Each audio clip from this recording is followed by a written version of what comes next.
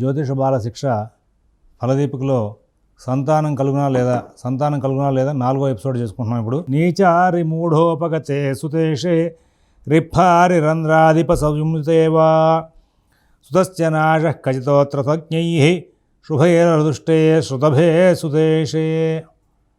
పంచమాధిపతి నీచయందు శత్రుక్షేత్రంలో అస్తంగత దోషాలతో లేక షష్టాష్ట వ్యాధిపతులతో కలిసిన ఆ జాతకుడికి సంతతి నష్టం కలుగుతుంది అని చెప్పుకుంటూ వచ్చాడు.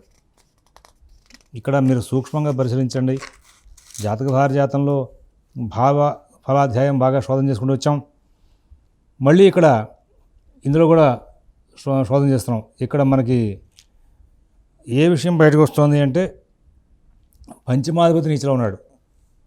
ఎస్, నేను పంచమ భావం కాబట్టి ఇప్పుడు మాట్లాడుతున్నాను, పక్కన పెడతాను.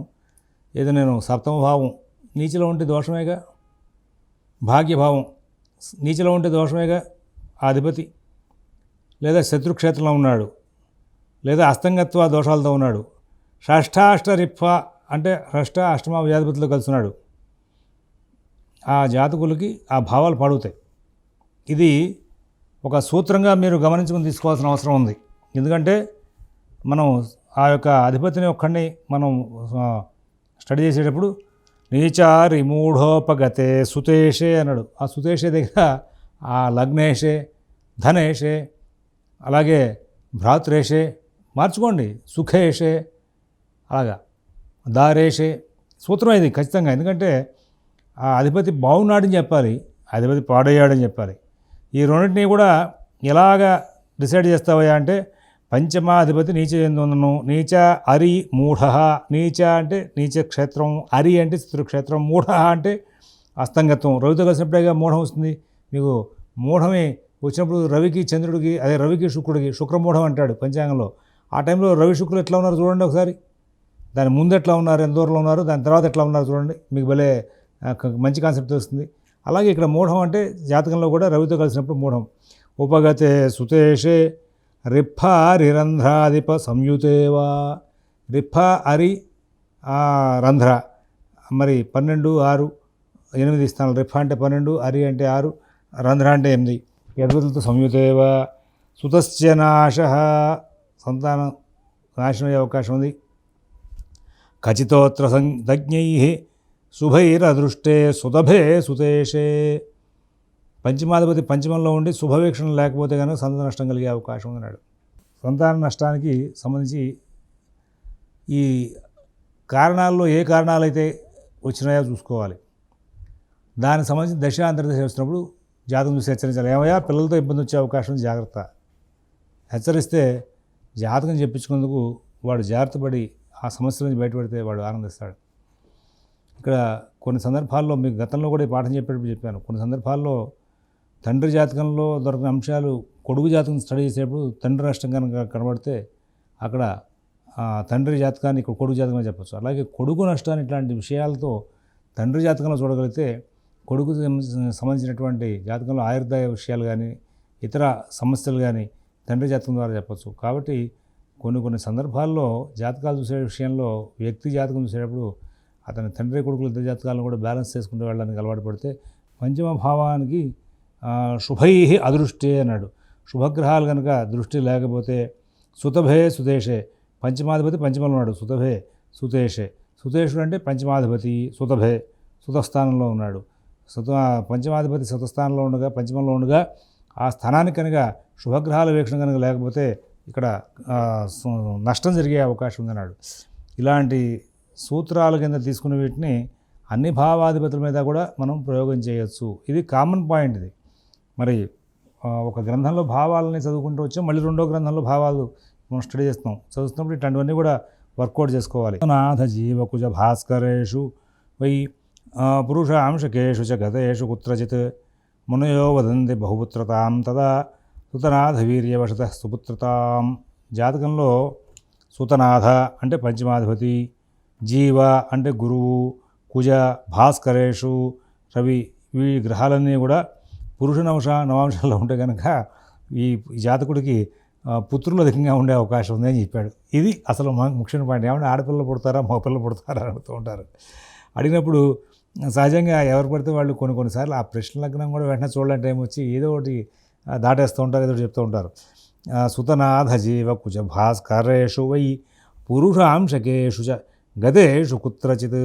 జాతకంలో పంచమాధిపతి గురువు కుజుడు మరియు రవి, గురువు కుజుడు రవి ఈ గ్రహాలు పురుష నవాంశాలలో కనుక ఉంటే తుల్యధికంగా ఉంటారు. మంచి చెడుల విషయం జాతకంలో పంచమాధిపతి యొక్క బలాబలాలను బట్టి ఎక్కువ మునయోహ వదంతి, మనుషులు చెప్పుడు ఇచ్చారట. భపుత్రతాం తదా సుతనాథ వీర్యవశత సుపుత్రతాం. ఈ యొక్క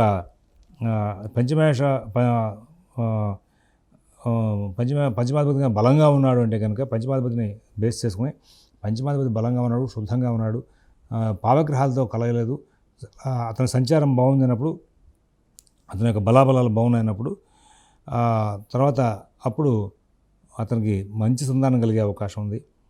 అతను కానీ నిర్బలుడై కనుక ఉంటే కూతురుడు కలిగే అవకాశం ఉంది అనేటువంటి అంశాన్ని ప్రస్తావన చేసుకుని వచ్చారు.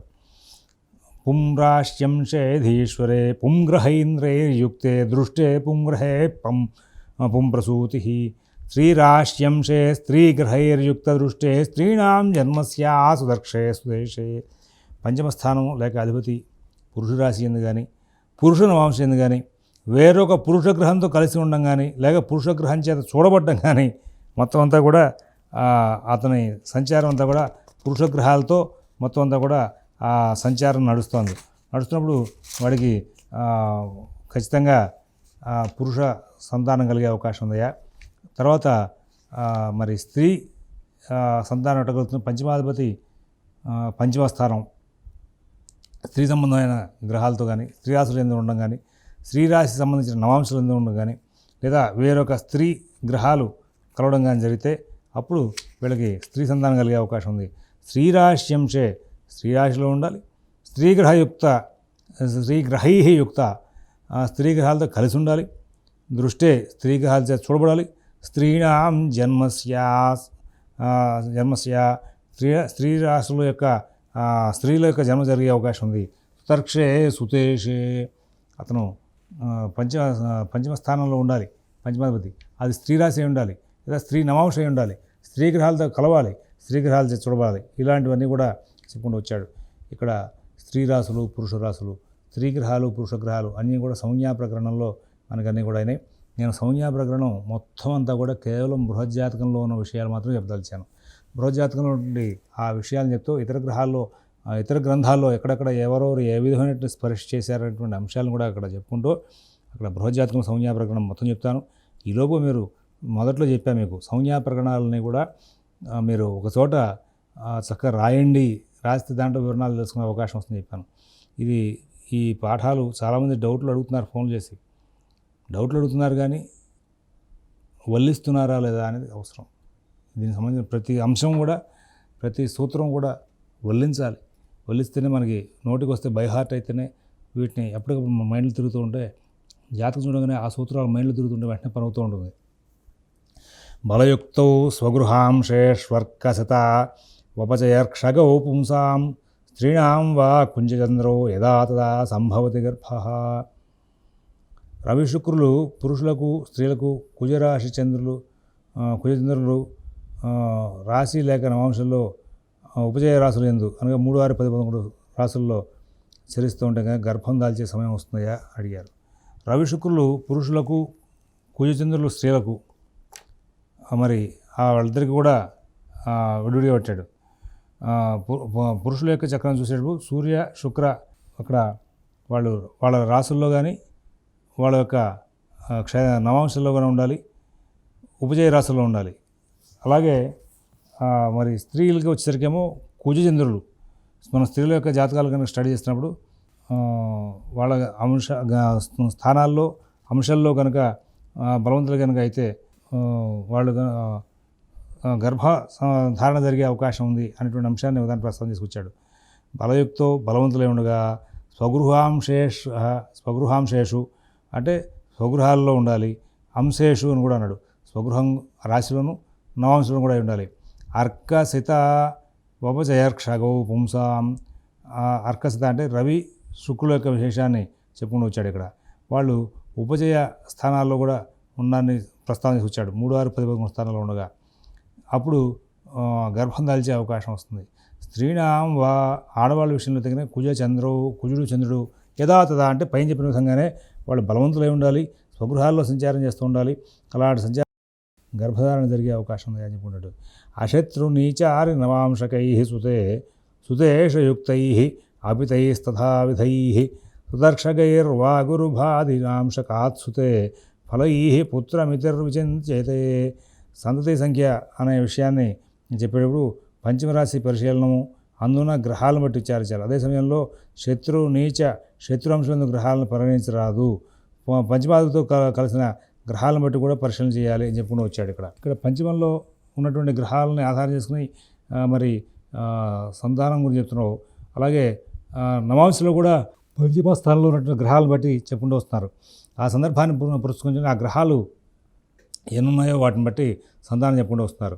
కానీ ఆ చెప్పేటప్పుడు ఒకవేళ శత్రుగ్రహం అయితే కానీ దాన్ని కౌంట్ చేసుకోవడానికి లేదు, నీచగ్రహం అయితే చేసుకోవడానికి లేదు. అలాగే శత్రు అంశాల్లో ఉన్నప్పుడు కూడా ఆ గ్రహాలని కౌంట్ చేయడానికి లేదయ్యా. అలా కాకుండా మిగతా వాళ్ళన్నీ కూడా కౌంట్ చేసుకోవచ్చు అని చెప్పేసి ఇక్కడ ప్రస్తావన చేసుకుంటూ వచ్చారు. అయిపోయిన తర్వాత జీవేందు క్షితిజ స్ఫుటైక్య భవనే యుగ్మే చ యుగ్మాంశకే స్త్రీణాం క్షేత్రబలం వదంతి సుతదం మిశ్రే ప్రయాసాత్ ఫలం. మరి భాస్వచ్ఛుక్ర గురు స్ఫుటైక్య భవనే ప్యోజాంశకే ప్యోజపే పుంసాం బీజబలం స్వప్రదం ఏవం మిశ్రేతు మిశ్రం వదేత్. జీవేందు క్షితిజ స్ఫుటైక్య భవనే స్త్రీ జాతకంలో కుజ గురు చంద్రుల యొక్క స్ఫుటాన్ని కలుపుకోవాలి. ఇట్లు కలిపి సరిరాశి సరినాంశం కనుక వస్తే అటు స్త్రీ సంతానోత్పత్తివంతురాలు అవుతుంది. రాశి ఎందు నవశ ఎందు స్త్రీ పురుష అంశాలు వస్తే కనుక కొంతకాలం పేరిట కష్టంతో సంతానం కలుగుతుంది. రవి శుక్ర గురువుల యొక్క స్ఫుట భాగాలను కలిపి రాశి నవాంశం కనుక ఏర్పరిస్తే పురుష రాశి పురుష నవాంశం కనుక వస్తే అటు పురుషుడు వీర్యపడుతూ ఉంటాడు. రాశి నవాంశులు స్త్రీ పురుష మిశ్రమ ఫలితమైంది కనుక మిశ్రమంగా ఉండే అవకాశం ఉందని చెప్పేసి చెప్పుకుంటూ వచ్చాడు. అంటే ఇక్కడ జీవ ఇందు అంటే జీవ అంటే గురువు, ఇందు అంటే చంద్రుడు, క్షితిజ అంటే కుజుడు. వీళ్ళ జాతకం వేసినప్పుడు పక్కన రాశి భాగాలిప్త వస్తాయి కదండి, అవన్నీ కలుపుకున్నాడు. 3 కలిపేస్తే కనుక అది కనుక సరిరాశిని సూచిస్తున్నాయి అంటే కనుక అక్కడ మరి పుట్టేటువంటి వాళ్ళు సంతానం కలిగే అవకాశం త్వరలోనే అని చెప్పుకుంటూ వాళ్ళది. అక్కడ కనుక ఆ 3 కలిపినప్పుడు కొంచెం స్త్రీ పురుష అంశాలు 2 కనుక వస్తే కొంతకాలం తర్వాత కష్టంతో వచ్చే అవకాశం ఉంది అని చెప్పి వచ్చాడు. మరి ఈ 3ని కలిపితే కనుక పురుష రాశి పురుష నవాంశం కనుక వస్తే మరి రాశి నవాంశంలో స్త్రీ పురుష మిశ్రమం అయితే కనుక ఫలితం కూడా మిశ్రమంగా వస్తుందని చెప్పుకుంటూ వచ్చాడు. ఇది కొంచెం బాగా ఎక్కువగా కొన్ని జాతకాలను చూడగానే దీని మీద మనం ఒక నిర్ణయాలకు రాలేం.